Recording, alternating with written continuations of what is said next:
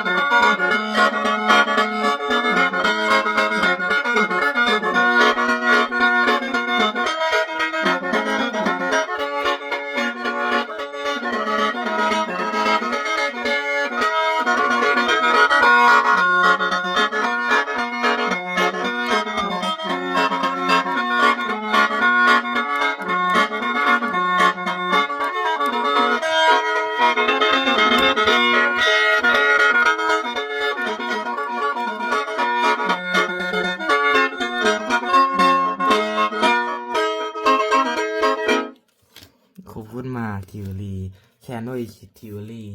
0954821169